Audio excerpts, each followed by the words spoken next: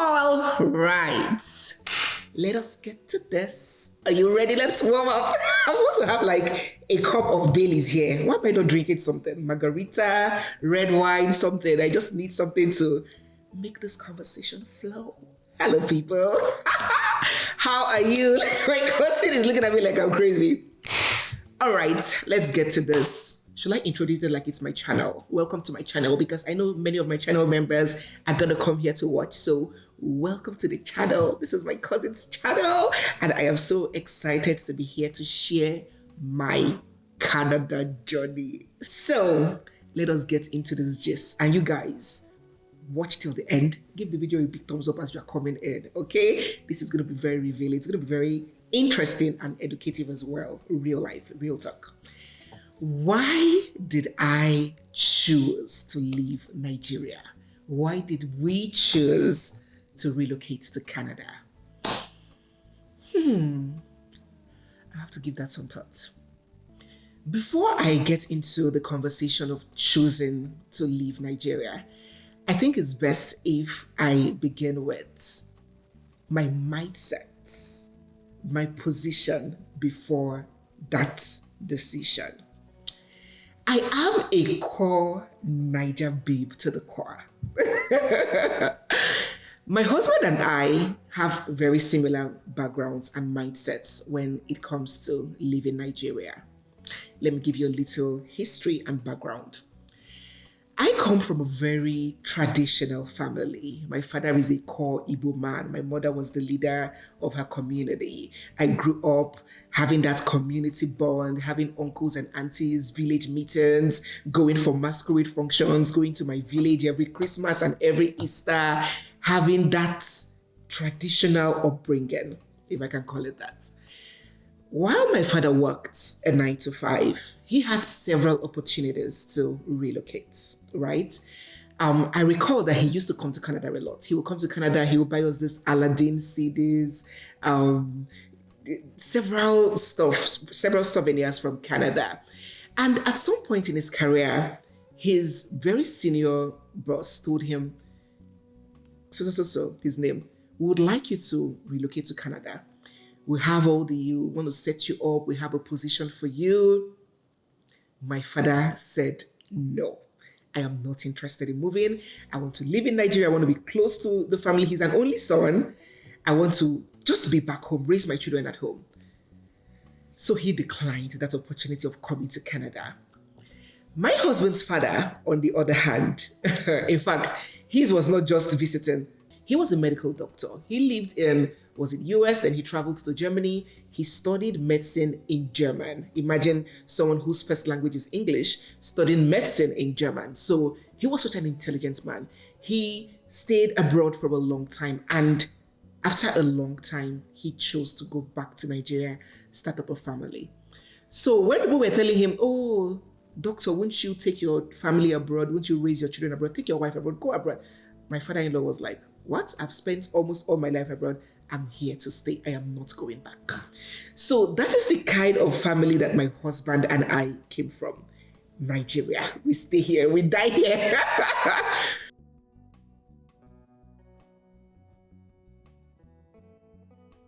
So when that Jackpot madness started, should I call it around 2018, 2017, where every day at the office, you just hear that, oh, this person has left. This one has gone to Canada. This one has gone to UK.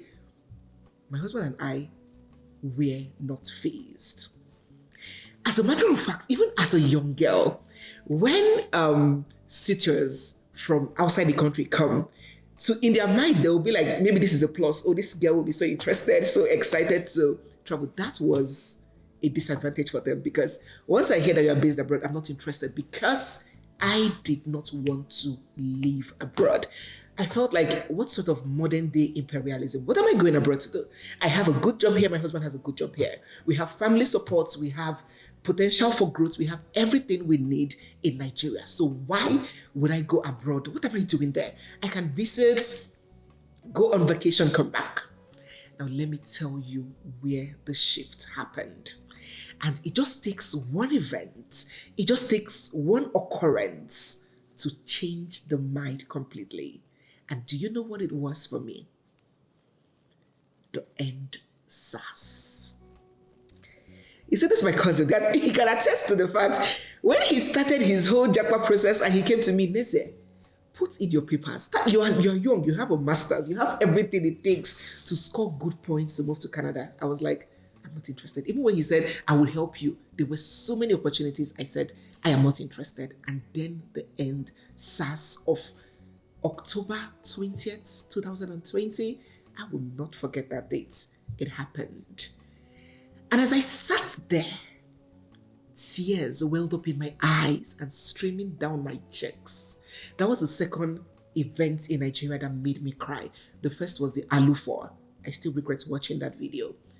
As I cried that day, watching my fellow citizens, my fellow compatriots bleed in the flag of their country, wrapped in blood in the flags of their country, their only offense was demanding good governance, was protesting peacefully.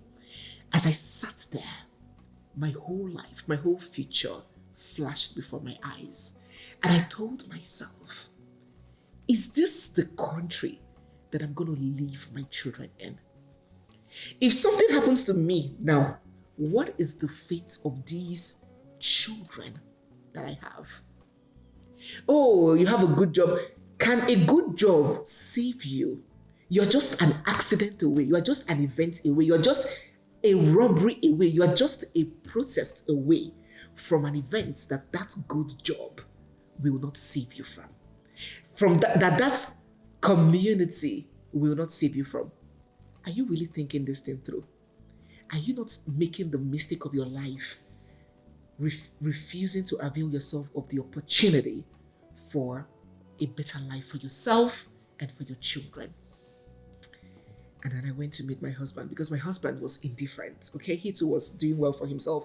He was indifferent. When his own colleagues to relocate, he'll come to me. Baby, this person has gone. I'm like, hey. He'll be like, what do you think? I'm like, me, I don't think we should. I walked up to him and I said, baby, I think we should give this a chance. I think we should think of leaving. And then we started the process. That event also had a coincidence with, there was a certain YouTuber then that collaborated with me. She is based in Canada. So I started asking her questions of what Canada is, and she explained everything to me, the points-based system, express entry, and then we decided to give it a shot, and that was how we started. Registered for IELTS, started reading, got into the pool, and that was how our Canada journey started. So yes, my decision or our decision to leave was not based on economic reasons or because we thought that, there's a beautiful life waiting for us at the other end. No, it was more of safety. It was more of stability. It was more of having a clear projection. It was more of securing a good future for our children and for ourselves as well.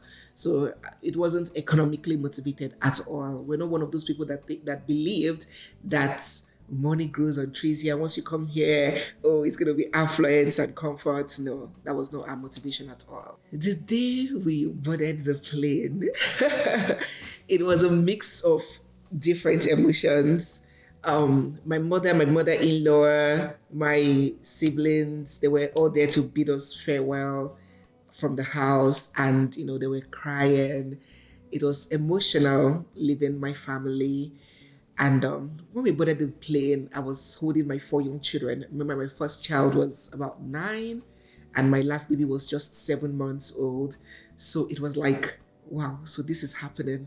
A new life, a fresh start, a new country. It was a mix of hope, joy, uncertainty.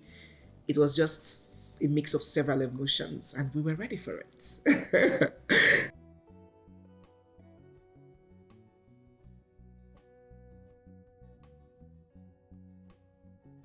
My first week in Canada, should I be saying my or our? Okay. My first week in Canada was good. So we landed at an Airbnb. Our first place was at an Airbnb. So we had a friend, like a family friend in Calgary. We landed in Calgary. So they came to pick us up at it was around 3 a.m., 4 a.m. They brought us to the Airbnb. Once we got in, we settled. They had food for us in the fridge. Even the Airbnb lady was so kind. She kept groceries for us. So we had kind of a soft start. The very next day, we went for our scene, opened a bank account, got a telephone line, which is very typical. So that was like the first 24 hours. And immediately we started looking for a house. So before we came, that family friend of ours we had in Calgary had already told us, oh, there's so many houses you don't need. Because we asked them, could you please find a house for us? They were like, we don't know the schools your children would like to attend. We don't know the environment you prefer. So it's best for you to come yourself and find a house. And it sounded very reasonable, right? So when we came, we started looking for houses. We went to Rent Faster and we started applying for houses. They will call us for joint views where there are so many people that they will take into the house and show so many people the houses. My husband was the one going for the viewings while myself and the children stayed back at the Airbnb. And after the viewings, we'll get an email, oh, we're sorry, you're not selected. In fact, that was the first culture shock. The difficulty getting an apartment, getting a place. So when we apply for the house, after the viewing, they'll send us an email to complete a form and submit details of employment and submit our credit score and submit and we'll respond that, okay, we are just new. We don't have credit reports. We don't have employee records or employment letter. We don't have this, we don't have that. And they'll be like, okay, very good. Next thing we'll get a decline email. This continued throughout the week. We couldn't secure a place. So that was the first culture shock for me. Even when we exceeded our budget, okay, we were like, okay, this was the budget range for rent. We exceeded it by $100, $200, $300 because desperation was starting to kick in. Our stay at the Airbnb was already closing in. We needed to move and we didn't have a place to go. So we started taking our budget up. Okay, if we find this amount, we'll take it like that. Yet we couldn't find a place because we didn't have all these requirements. So that was the first culture shock. Even when we proposed paying rent in bulk, we're like, okay, we're going to pay 4 months rent. If your fear is that we don't have a Canadian job yet, my husband still had his job in Nigeria, right? We are more than capable to pay our rents. We're going to pay in bulk. Yet it was very difficult for us to secure a place. So the first week was applying from this place to that place, going for viewings from this place to that place, and still not being able to find a house. That was crazy. As for the weather, thankfully we came in summer, so it didn't hit us. I don't know how people that came in winter, how they survive. I don't know how you guys cope. Don't come in winter. The shift is just too much to handle. So we came in summer, thankfully, and even at that summer, the kind of cold we were like, excuse me, if this is summer, with this kind of wind, with this kind of cold, so what will happen in winter? So even that summer was very windy. It got chilly sometimes. Yes, there was sun, but it could be sunny and still chilly at the same time. So that was another culture shock. Yes, before you come here, you should already know that Canada is cold, but nothing would prepare you for the cold that you would experience in person. So yeah, the weather changed with us. We transitioned gradually from summer to winter, which was very, very advantageous to us because I cannot imagine for us to have had to do the whole looking for school, looking for house, moving in the snow. So yeah, thank God for that. As for the silence and loneliness, well, I will not say that I suffered that so much because first and foremost, I'm not an extroverted person. So even in Nigeria, I know that when people see me, they think that I'm someone that likes to go out, party, meet friends. I have a very, very small circle. I don't keep friends. I hardly visit anybody. I hardly go out except with my family. I stay at home a lot. Even as a young girl, my idea of fun was staying at home, reading books. I'm a homebody. And secondly, why the silence and loneliness thing didn't hit me so much was because I think it hits people that come here as singles more than people that come here as a family. I had my husband, I had 4 children. My hands were full. I didn't even have spare time to think of, am I lonely? Which silence? It was as though the life I was living in Nigeria, I just continued living it here. So I was busy, I was so engaged. I didn't have time to brood over loneliness because even in Nigeria, I was not the very outgoing type, going from one party, one wedding, one event, one function after the other. So my life didn't change so much socially. It didn't.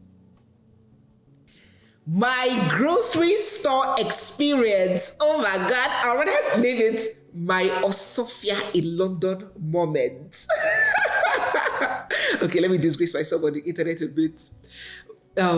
Within that first 1 week, we went to the grocery store. I went with a subscriber of mine that became my friend because when I landed, I announced it on YouTube. Hey, I'm in Canada, and so many people reached out to me. In fact, thank God for that soft landing. So many people reached out to me. There was so much help that came to me that maybe the average person will not have been exposed to. So this friend of mine, a subscriber that became my friend, we went to the grocery store. I think it was Walmart. And after buying stuff, at the checkout area, I asked for nylon. And my friend was like, hope you know you're going to pay for that. I'm like, excuse me. So after all this is I bought, you cannot give me nylon. I have to pay for my own bag. Oh my God. So yeah, that was my first grocery store experience. Shock. I just wanted to take a nylon as you do in Nigeria and just pack your groceries. Then when she told me that is paid for, then subsequently, whenever I'm going to the store, I go with my own bags, as is the practice here. Yeah. The financial reality for us may differ from that of so many other people, but in general, it is a struggle for a lot of people, especially when you come newly, trying to stabilize, trying to get the job. We all know what's happening now with the job markets. It's a lot more dense, it's a lot more difficult than it was some 5, 6, 7 years ago. A lot of new immigrants come here and they struggle to get a job.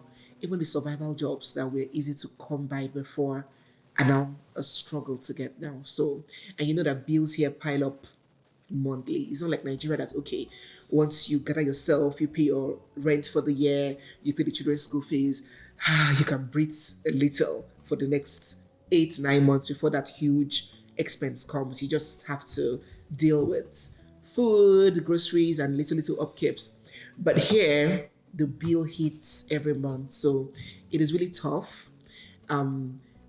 We had a little bit of an advantage coming in because my husband still had his job in Nigeria, so small income was coming in from there. And I, with the kind of job I do, internet job, selling courses online, digital products, creating content. So I still had a source. So it wasn't like starting from ground zero for us. So that was a big advantage for us. But generally speaking, for those that just come and are hit with the job scarcity, are hit with bills, are hit with the reality of relocating, it's a big struggle financially for a lot of new immigrants. Whether Canada felt like what I imagined, I wouldn't say I imagined so much. I'm a realist, I'm a very practical person, and even if you're not a realist, with social media, with experiences of people freely shared online, if you are still coming abroad with your head in the clouds, if you're still coming abroad with big expectations, then I think you're just one that has refused to touch base with reality, because there's a lot of information online now that people share, showing that it's not easy, it's not a walk in the park, it's difficult, it's a process for you to get to a point of stability.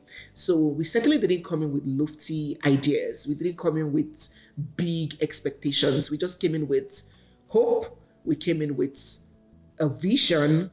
We came in with strength. We came in with strategy. Yeah, we came in with a plan, and we came in with plenty of doggedness. Yeah, with strength of mind to stomach and weather whatever comes. So we came in with more of these virtues than high expectations. We didn't come in thinking, oh, Canada will be blissful, it's going to be heaven on earth. No, we had limited. We just came with a plain. Let me just call it a blank sheet, ready to take and weather whatever comes. And I think it works better that way instead of coming in with so much excitement and being disappointment. But and being disappointed rather is better to come in with lowered expectations and now take it as it comes.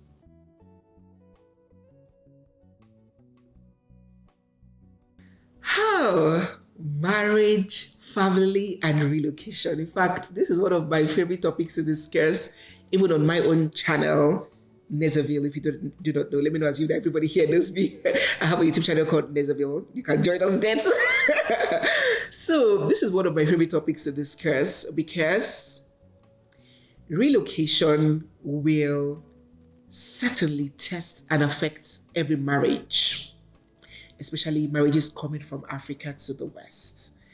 And whether it affects it negatively or positively will depend on the individuals, the parties to that marriage, and the existing structure of that marriage.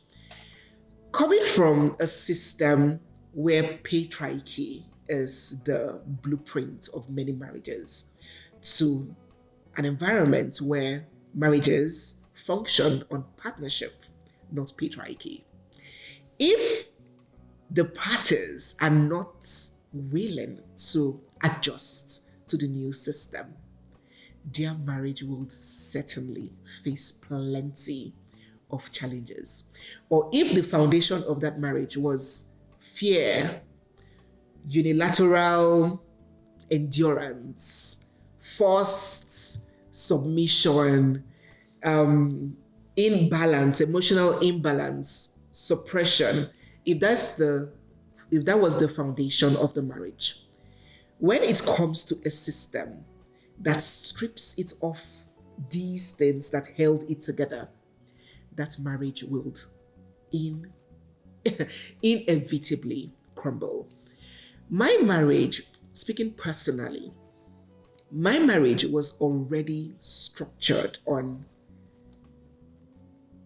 let me call it, the true ingredients that should keep a marriage functioning, like love, cooperation, mutual respect,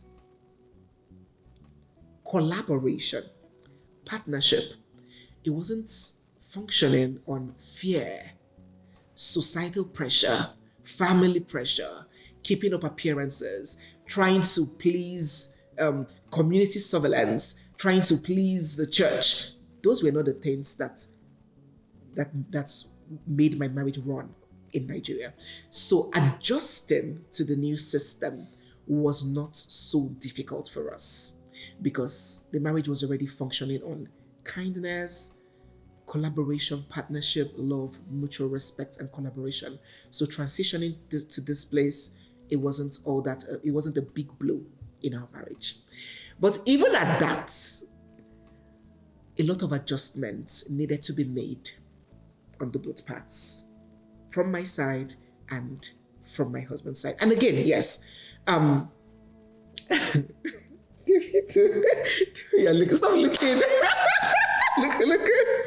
Okay. Even having a healthy marriage back home and coming abroad, because of the other factors that exist that comes from relocating, there are still bound to be stress and pressure on the individuals, which will accumulate on stress and pressure in the marriage. So how that is handled, the mental stability of both parties, the willingness to learn, unlearn, the ability to keep pride aside and work as a team has a very big role to play in whether that marriage, whether you guys will come out closer or you guys would drift apart, because your marriage will be tested. And remember, I told you that it's just like a child that is working. If a child is learning to walk and he's being held by people or he has to lean on something, you cannot call that child a child who has learned to walk well. So many marriages back home are being supported by these factors, these community surveillance, these church preachings, these family pressure, these financial wants. So you might think that you have a good marriage back home. When you come to a system where everybody has equal opportunities, those factors that helps you hold that child that made you think that that child was standing well, when it falls, if that child doesn't have a good firm feet on the ground, that child would fall down. And that's what happens to a lot of African marriages that are exported here. So many things can test your marriage abroad. So many pressures can come. It can be financial, it can be emotional, it can be logical, it might be ideological, it might be several things can test the marriage. Now, because I told you that we already had a very good foundation, our marriage already had a very good foundation back home. We didn't face that so much ideological changes, so much mindset changes. I think the tension and the pressure we faced was more of logistics pressure. If you do not know, we lived in this my home is the 7th place that we lived in a period of 1.5 years. You know, everybody has their immigration story, right? Your challenge might have been financial, your challenge might have been emotional, your challenge might have been physical, as was logistics. So when we landed Canada, I remember I told you about the challenges we had trying to find a place. Where do we start from? Okay. When we booked that first Airbnb, we booked it for like 3 weeks. We paid for 3 weeks in Nigeria. So it was our expectation that within 3 weeks, we should have been able to find a place, right? But as a bad, 3 weeks is enough time to house hunt and find a place. So because we had some problems with Lufthansa, when we went to the airport the first time, we didn't travel. For some reason, our flight was sold off to other people. For some reason, we went back home and we spent another 2 weeks in Nigeria before we were able to travel. So we had really lost 2 weeks. So when we got to Canada, we just had 1 week to stay at that Airbnb. And the next dates after ours was already booked, so we couldn't extend. So within that 1 week, we couldn't find a house. We had to leave that first Airbnb to somewhere else. And remember I told you that we came in summer. It was the stampede period. All the Airbnbs were booked. We couldn't find another Airbnb. We had to, that friend I mentioned earlier that helped us had to find us a place where we could stay put before we could get another Airbnb. So we left from the first Airbnb to somebody's house. We stayed at that person's house for some days, I think a week. Then we found another Airbnb and moved to the second Airbnb, which now became the third place that we stayed in. From the third place, that's the second Airbnb, we now found a house, moved to our first house. Our first house, we had, it wasn't such a good experience with our Indian landlord. It was this shared duplex, you know, this 2-in-1 duplex. So the landlord was living just beside us. It wasn't a comfortable or palatable experience. So towards the end of that lease period, we both agreed, landlord and I agreed that we are not going to continue. So we had to move to another place. So we left that place after like 8 months and moved to the fourth place where we stayed in Canada. When we got to that fourth place, it was everything we wanted. Very peaceful, we're happy. We furnished the place tastefully. We said, oh, this is the place we're going to stay until we buy our own house. While we made plans, God laughed. Shortly, about 2 to 3 months after we moved to that place, which was the 1, 2, 3, which became the, first Airbnb, the person's house, second Airbnb, the Indian man's house, the fifth place. So that fifth place, which was the second rent that we stayed at, after 3 months, my husband got a job in another city. So we had to leave this fifth place that we stayed in and left Calgary and moved to another place entirely, into the sixth place that we lived in. This was within 1.5 years. We were at our sixth place. So after we stayed at that sixth place, when my husband got a job, and we now were able to purchase our own home, and now moved to the seventh place that we stayed in within a period of 1 year plus, less than 2 years. These logistics challenges. Now, moving with 4 children. Remember, I told you that my last child was just 7 months old. I was still nursing, I was breastfeeding. I hadn't even gotten over the postpartum struggles of a new mom. Moving, changing schools. You know how many schools my children attended? Changing email, changing address, changing this, run up and down, changing hospital, changing daycare. It was a lot of pressure on me, on my husband. Let me tell you, it's not only infidelity or domestic abuse that can lead to tension and strain in a marriage that can make the parties become enemies or drift apart. These kinds of logistic problems, if the marriage is not strong, if the foundation of that marriage is not firm, believe me, the tension and the pressure of these kinds of instability and logistic challenges can threaten the marriage. So that was the kind of challenges that we faced in our own marriage. Plus, my husband too, trying to get a job, someone that's coming from a very stable job where he was an expatriate, moving from one country to the other, to a place where he's now dear hiring manager, plus all the pressure of jumping up and down. It was a lot. But I thank God for the kind of marriage my husband and I have. When I'm overwhelmed, he offers strength to me, he holds me. When he's overwhelmed, I hold him. It was a beautiful collaboration, and we're able to weather the storm together, pass through it, scale through those challenges, and look at us today. We're in our home, we're happy, our marriage was unaffected. Yes, there were periods where we're like, oh God, what is this? I'm about to lose my mind. But because the foundation of the marriage was really healthy, strong, loving, stable, it was easy for us to navigate. Thank you. And whether there were moments of regrets, no. There have not been any moments of, I wish I didn't come. There are moments of tension, moments of anxiety, moments of unrest, if I can call it that, like tension, but not moments of regrets. No, we do not regret leaving Nigeria to Canada. Never have. And by the special grace of God, never will. What I now appreciate about Nigeria, oh my God, is the accessibility to food. Hey, yes, I do my best. I always cargo food from Nigeria. We always eat at Nigerian restaurants, but the accessibility, I miss that so much. Where after church, you just say, oh, let's branch to Jevnik, let's enter Kilimanjaro and go and eat Nigerian food. It's so difficult for me to adjust to the food here, food without pepper, food of sugar and flour. So the accessibility of food in Nigeria is what I miss the most. What I appreciate about Canada, I just appreciate a system, a country that treats human beings as human beings. As simple as that sounds, when you come from, when you have some experiences from some certain countries, then you would appreciate a system where every life is treasured, is precious, where your government treats you like a human being, not like an animal.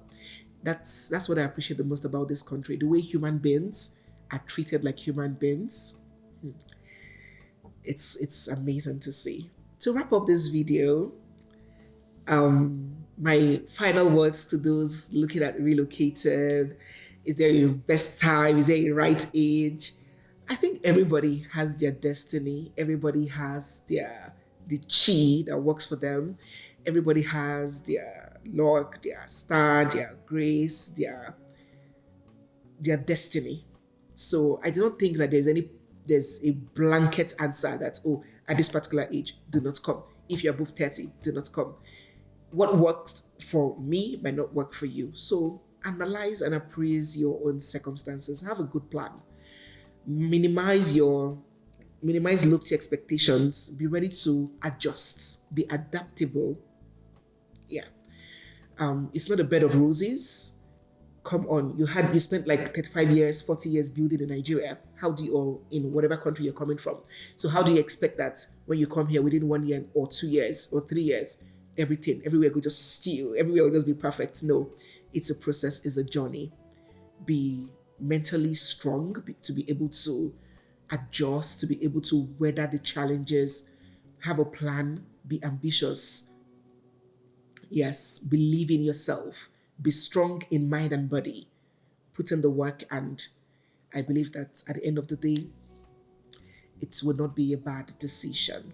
So thank you so much, guys. I think we're going to bring this video to an end over here. It's already long enough. Don't forget to give this video a big thumbs up. Don't leave without hitting the subscribe button, turning on your bell notifications so you can be alerted whenever there's a new post here. Drop your thoughts, your comments, your experiences, your expectations. If you're yet to come, let us share our thoughts. Let's rub minds down in the comment section. Thank you for having me. Bye-bye. Bye.